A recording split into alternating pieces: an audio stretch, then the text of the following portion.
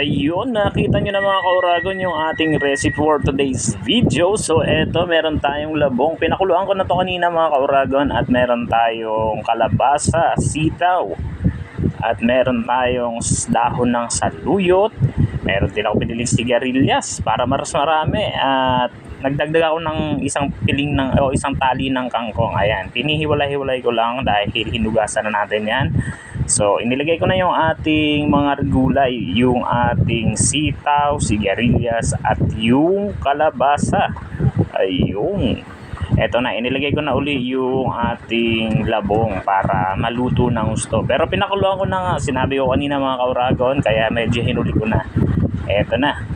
Hintayin lang natin na kumuluyan at ilagay na natin itong ating kangkong. Sunod natin ilagay maya-maya yung saluyot. Ayan, kumukulo na. Haluin lang natin ng konti. Haluin lang natin. At ayun, kulo na. Kumukulo na. So, ayan na, mukhang maganda ang kulay. Pag maganda ang kulay, makulay ang buhay at sigurado masarap yan dahil masustansya ang ating mga gulay na yan. At para mas malasa, maglagay tayo ng bagoong isda. Konti lang dahil nilagyan ko na ng iodized salt yan kanina. So, eto na. Pero tatansyahin pa rin natin yan. Ilagay na natin yung ating daon ng saluyot at eto na. Diba? Gulay pa lang i-solve ka na. Eh kung ako lang ang masusunod, mas gusto ko yung mga ganitong ulam mga kauragon, mga dahon-dahon, mga gulay. Para mas healthy living tayo. Diba? Kayo, gusto nyo rin ba? I-comment nyo kung gusto nyo rin at i-upload nyo rin yung inyong video na pagluluto.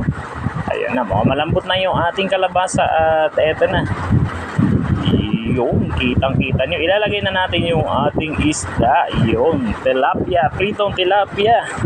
Mas masarap yan dahil maa-absorb ng ating gulay o ng sabaw. Meron dito isang Gigi, isama na natin yan. Yun, isama na natin lahat yan para mas masarap, mas malasa. So, ilang sandali na lang ay matatapos na tayo.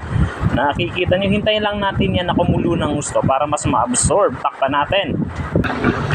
At eto na nga, kumukulo na. So, ibig sabihin yan ay absorb na yung lasa ng ating pritong tilapia. Ako, higop na sabaw, higop tayo. Yan, tapos na tayo. That's all. Thank you and paalam.